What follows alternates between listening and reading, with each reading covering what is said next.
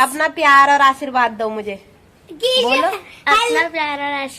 और birthday wish जरूर करना। और गाइस लाइक सब्सक्राइब फॉलो सब कुछ होना चाहिए।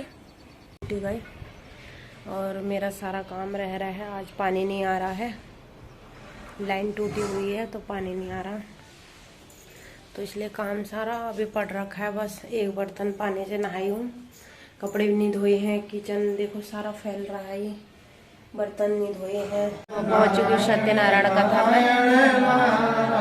अब मैं बता रही हूँ बैक कैमरे से। जय पुराण है जिसके छोटे खंड है रेवा खंड, जिसे हम भगवान श्री सत्यनारायण के नाम से जानते हैं। व्यास जी लिखते और सूत जी कहते कि एक समय नेमी सारणी तीर्थ में सोन का अधिक 88,000 ऋषि एकत्रित हुए। इनने मन में विचार करा कि घोर कलयुग प्रारंभ होने जा रहा है। आप लोग देखा कलयुग का प्रभाव दिन प्रतिदिन बढ़ रहा है। कलयुग के प्रभाव से सबसे ज्यादा नुकसान मनुष्य को हुआ। मनुष्य की आयु छीन हुई। 100 वर्ष 100 वर्ष को ही नहीं जी रहा है। अनेक कष्टों से ग्रसित है। हर घर में रोग व्याधियां हैं। इन मनुष्य का उद्धार कैसे हो, इस उद्देश्य से वेदों के वेदांत और शास्त्रों के ज्ञाता श्री सूत जी के पास गए। सूत जी से कहा कि हे ऋषिवर, हमें कोई ऐसा कोई व्रत जप तप बताइए जिससे करने से मनुष्य मोक्ष को प्राप्त कर सके। 4 प्रकार के पुरुषार्थ बताए गए हमारे भागवत कथाओं में, धर्म, अर्थ और काम और मोक्ष। जब आप धर्म कर्म बढ़िया करोगे तो अर्थ माने पैसे की प्राप्त होती है, और जब पैसा आता है तो आदमी और अच्छा काम करता है। और धर्म अर्थ काम, फिर वो फिर काम करता है। और जब समय आता है कि एक बार उसको समय आने पर सबको जाना पड़ता है, तब बोले लास्ट में हमें मोक्ष की प्राप्ति होती है। तो नारद ने कहा कि भगवान ने कहा, बोले हे नारद, तुम कहाँ से आ रहे हो, तुम्हारे मन में क्या है? तो नारद ने कहा, प्रभु मैं पृथ्वी लोक से आ रहा हूँ, जहाँ पर मैंने देखा कि मनुष्य बार बार जन्म ले रहा और बार बार मृत्यु को प्राप्त हो रहा है। इन मनुष्य का उद्धार कैसे हो? कोई ऐसा व्रत जब तब हमें बताइए जिससे करने से मनुष्य मोक्ष को प्राप्त कर सकेगा।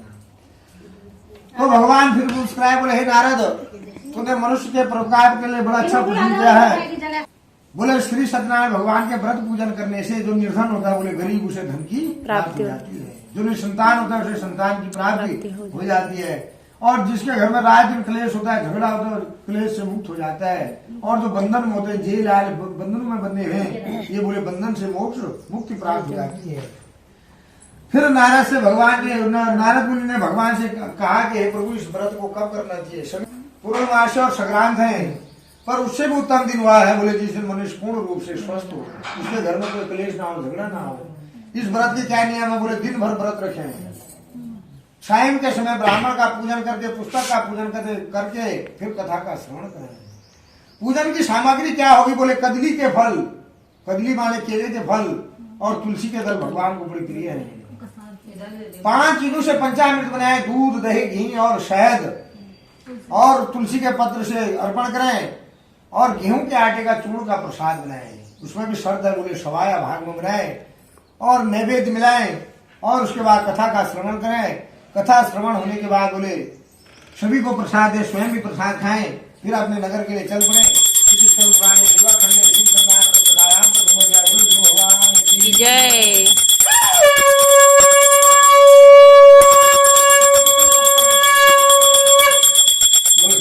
द्वार की जय। न गोविंद हरे मुरारी, हे नाथ नारायण वासुदेवा, श्री कृष्ण गोविंद हरे मुरारी, हे नाथ नारायण वासुदेवा। कोई तुम्हें घर में रास्ते में मंदिर में प्रसाद देता है तो कभी मना नहीं करनी चाहिए, चाहे आपका व्रत क्यों ना हो। प्रसाद को स्वीकार करो, मत खाओ, साफ जगह में रख दो, पर भक्त का अपमान और प्रसाद का त्याग जीवन में कभी नहीं करना चाहिए। ऐसी भूल एक राजा की है, उनकी कथा सुनो। तुंगध्वज नामक राजा था, बड़ा जितेंद्र और सत्यवादी राजा था। इस राजा ने भी जीवन में कभी झूठ नहीं बोला, कभी न्याय नहीं करा।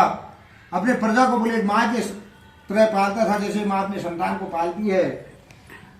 तो राजा था, शिकार खेलने का शौक था। जंगल में गया, अनेक प्रकार के पशु पक्षियों को मारकर थक गया। जंगल में एक बड़ा पेड़ था, उसके नीचे चबूतरे में कुछ ग्वाले पहले से भगवान श्री सत्यनारायण का पूजन कर रहे थे। वहीं पर वो भी आया तो ग्वाले बड़ी प्रसन्न हुए। ग्वालों ने कहा कि राजन चलो हमारे पूजन में शामिल हुए। नहीं गया, घमंड के मारे कहा मैं राजा और कहा ये ग्वाले। कुछ देर बाद ग्वालों ने पूजन समाप्त करी, प्रसाद लेकर उसके पास गए। उन्होंने उनके हाथ का घमंड के मारे उनका प्रसाद भी नहीं खाया। ग्वालों ने जहां पर वो लेटा था पत्थर में उसका प्रसाद रख दिया और अपने आप स्वयं अपना प्रसाद लिया, भजन कीर्तन में तल्लीन हो गए। कुछ देर बाद जब उसे गुस्सा आया तो अपने वहां से उठा, अपने नगर को आया तो उसको रास्ते में तरह तरह की आवाजें सुनाई दे रही है, गाली गलौज सुनाई दे रही है। घर आते उसके 100 पुत्रों की लाशें बिछी हैं। उन्हें देखकर वह मूर्छित हुआ, हाहाकार मचा पूरे राज्य में। उसके तुंगध्वज नामक राजा के वह देखकर मूर्छित हुआ, क्योंकि मूर्छा खुलने के बाद राजा तो था ही बुद्धिमान था, क्योंकि उस समय राजा बहुत बुद्धिमानों को बनाया जाता था। ऐसे नहीं कि आजकल अनपढ़ को भी नेता बना दो, उसको भी बना दो। उसमें परीक्षाएं होती थी, ज्ञान होता था, तब उसको राजा बनाया जाता था। बुद्धिमान तो था ही। उसकी दृष्टि गई जंगल में, उसने सोचा किसी माया से मैं भ्रमित हूँ। अब उसने देखा, उन ग्वालों के पास भगे भगे गया जिन ग्वालों के साथ पूजन नहीं करना चाह रहा। उनके चरण दबाने लगा। गरीब थे बेचारे, प्रसन्न हो गए कि पहले नहीं आया, अब तो आ ही गया। उन ग्वालों के साथ उसने धूमधाम से भगवान श्री सत्यनारायण का पूजन किया। इस पूजन के प्रभाव से पुनः उसका राजपाट पुनः जीवित हो गया।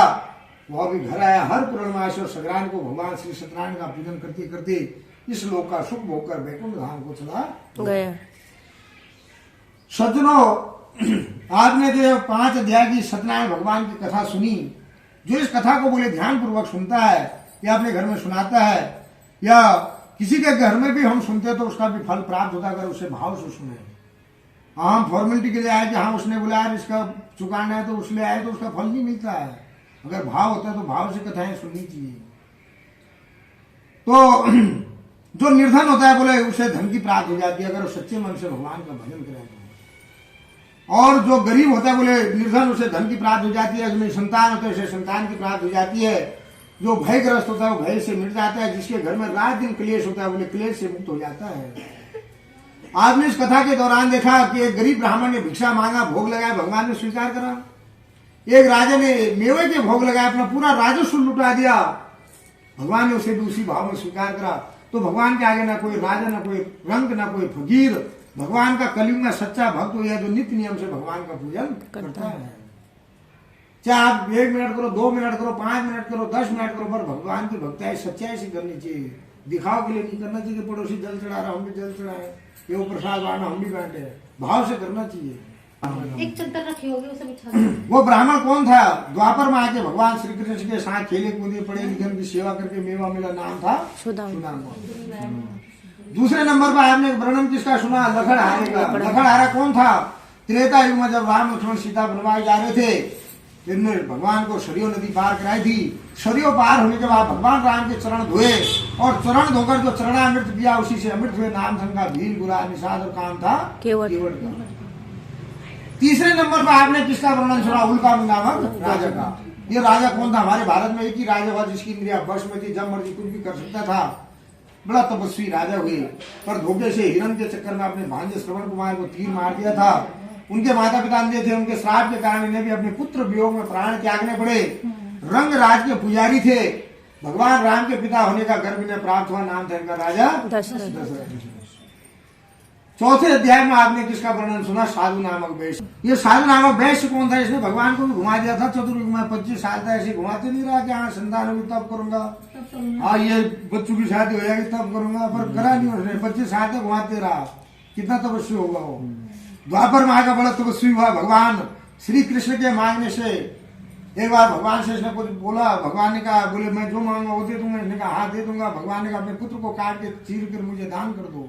भगवान ने तो ऐसी मैं उसको, उसने भगवान के सामने अपने पुत्र को आरे से चीर कर भगवान को एक टुकड़ा दान दे दिया था, कृष्ण भगवान को। भगवान उसकी तपस्या देकर प्रसन्न हुए और उसके पुत्र को पुनः चिपका कर जीवित कर दिया और उसे राजा मोर ध्वज बनाकर मोक्ष प्राप्त।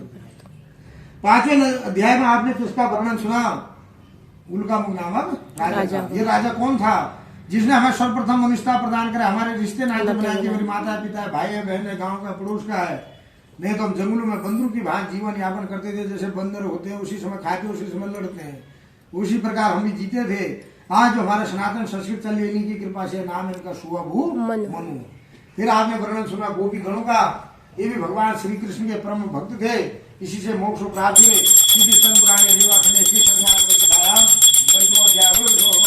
की जय।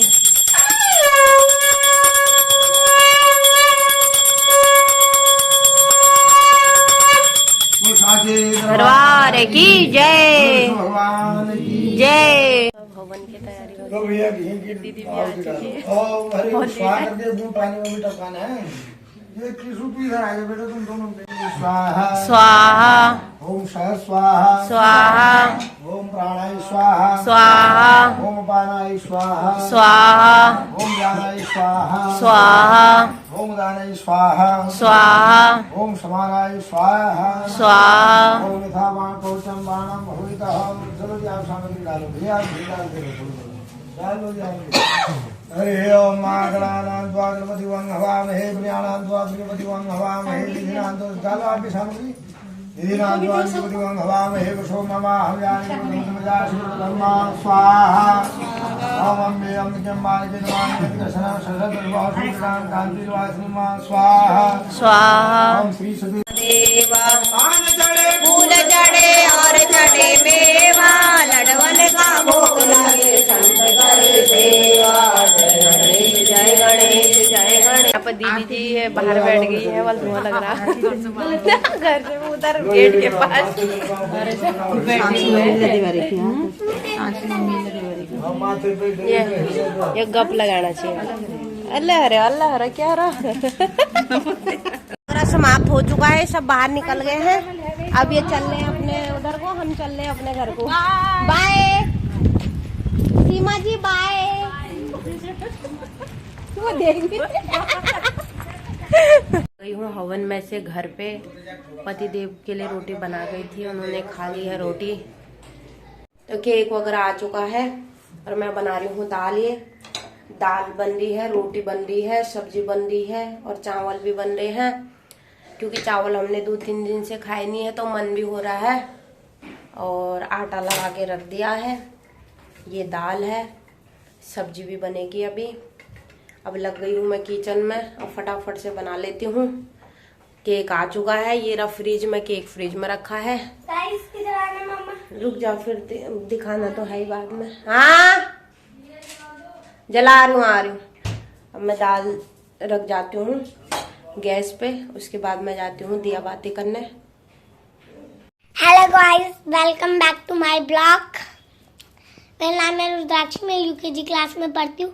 मैं बना रही हूँ आज एक ब्लॉग क्योंकि मेरी मम्मी काम कर रही है। मम्मी ने मुझे थमा दिया हाथ। ये देखिए गाइस, ये देखो मेरी दीदी शर्माती है गाइस, यही हंस रही थी। कह रही मेरी मम्मी थमा दिया मेरे को मोबाइल। मैं तैयार हो गई हूँ, केक काटने की तैयारी हो गई है। नीचे मैं चलती हूँ, केक काटने सब जा रही है नीचे। लाइट करती हूँ। चलो अभी ठीक है, लाइट अभी अपने आप रहती है। ये रुद्राक्षी की अभी दूसरी ड्रेस चेंज हो गई है। पहले से कंफर्टेबल है, वो चुप रही थी। तो मैं चलती हूँ नीचे। केक ले गए हैं ये नीचे, केक ले गए हैं नीचे। चलते हैं नीचे केक काटने। ले गए जब विवेक बनाता है वीडियो। अब मैं केक कटिंग कर लेती हूँ। मेरे सारे फ्रेंड आ गए हैं। ये मेरे फ्रेंड है। Hello hi. और बुलाए थे और आए नहीं, अभी आ जाएंगे बाद में। तब तक मैं केक की कटिंग कर लेती हूँ। लेट हो रही है, अभी कीशु का बर्थडे है, वहां भी जाना है इन्हें। तो हैप्पी बर्थडे टू यू।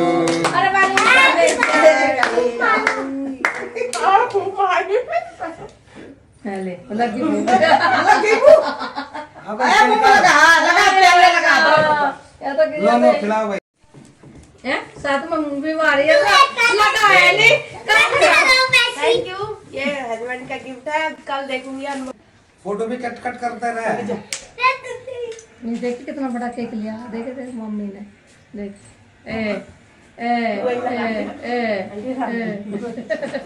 थोड़ा कम खिलाया यार। देखियो केक छोटा है और सारा मुंह में लगाई दी जाओ उसके। ले वाले यो मजा आएगा।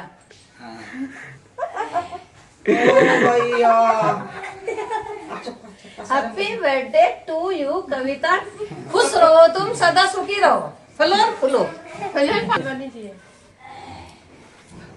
देख दुरानी को आया छोटा सा देव दुरानी को आया छोटा सा खिलाऊं। हो गया चलो।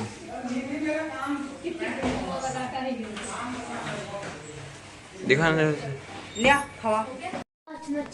तेरे मम्मी का तो मुंह भी साफ नहीं। अच्छा फोटो आ रहा।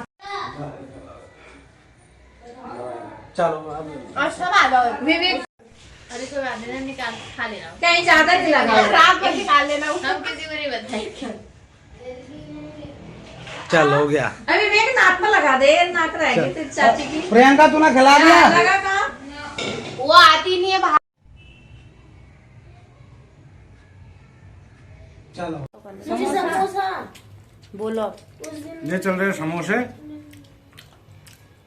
शाही स्वीट्स के टेस्टी समोसे हैं।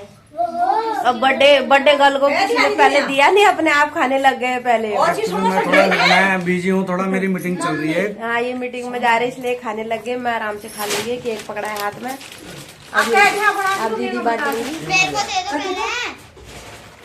अब हम खाते हैं केक और समोसा। आप भी आइए, आपके लिए भी है। चले गए हैं कीशु के बर्थडे में और हम खा रहे हैं समोसा। और अच्छा हो रहा है। तो गाइस अब मैं खोलती हूँ इसमें क्या है। ये पतिदेव का लाया हुआ गिफ्ट है। इसकी पैकिंग है, इसको खोलती हूँ। इसमें क्या है दिखाती हूँ आपको। क्या लेके आ रहे थे नहीं लेके। तो इसमें है सूट। अब इसको खोलती हूँ। इसमें क्या है, इसको आंटी लेके आई थी।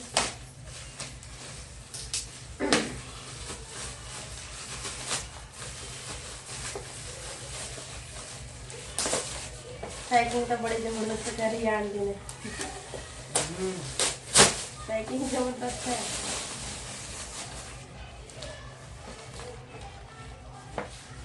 इसमें है राधा और कान्हा जी। तो आंटी जी का भी धन्यवाद, इन्होंने कान्हा जी और राधा जी दिए मुझे ये। मैंने खोल के सूट दिखा दिया। मैंने कहा खोल ही लेती हूँ कैसी लग रही है। अच्छी लग रही है वैसे, मुझे तो अच्छी लगी क्योंकि पतिदेव ने गिफ्ट दिया है। उनकी पसंद भी वैसे अच्छी है, मुझे तो अच्छी लगी। आप बताना कैसी लग रही है। और दुपट्टा बड़ा प्यारा लगा मुझे इसका। देखो दुपट्टा बहुत लंबा चौड़ा है। ये दुपट्टा बहुत खूबसूरत है इसका और दिखने में भी दुपट्टा सुंदर है। डबल कॉम्बिनेशन है। तो सलवार इसकी ऐसी है।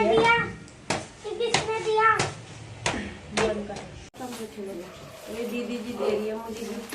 अब पता नहीं क्या है अंदर, अभी खोल के दिखाऊंगी। तो थैंक यू, धन्यवाद आपका बहुत बहुत। गिफ्ट दिया मुझे। तो इसमें क्या है दिखाती भी हूँ आपको। सूट तो अच्छा लग रहा है, कलर भी पिंक है और पिंक के साथ ग्रीन सलवार अच्छा लग रहा है। और इसमें पैसे भी हैं, चूड़ी भी पैसे भी है। और ये दूसरा कपड़ा भी है, जो भी पसंद आएगा, जो सलवार बनाएगी। इसका अस्तर तो नहीं है ये, इसका अस्तर है शायद। क्या पता अस्तर हो। हाँ इसका अस्तर है ये। तो इसका अस्तर भी है ये। इस सूट का, और ये सलवार है इसकी, और ये दक्षिणा है। तो धन्यवाद जी बहुत बहुत। आज मेरे लिए सूट आ गए, गिफ्ट आ गए। तो खाना वगैरह सबने खा लिया है। मेरा तो समोसे से ही हो गया था, आधा अधिक ने समोसे ही खा लिए, हो गया है पूरा समोसे से, क्योंकि समोसे बहुत थे। तो समोसे खा लिए, केक खा लिया, पेट भर गया है। तो कमरे में आ चुके हैं, अब नींद भी आ रही है, सोते हैं अब। और आज का व्लॉग इतना ही रखते हैं। उम्मीद करते हैं आपको आज की वीडियो पसंद आई हो। अगर वीडियो पसंद आई हो तो लाइक कमेंट शेयर कीजिएगा, चैनल को सब्सक्राइब करना ना भूलिएगा। मैं कविता द्विवेदी मिलती हूँ एक नए वीडियो के साथ, नए शुरुआत के साथ। तब तक के लिए जय माता दी, हर हर महादेव।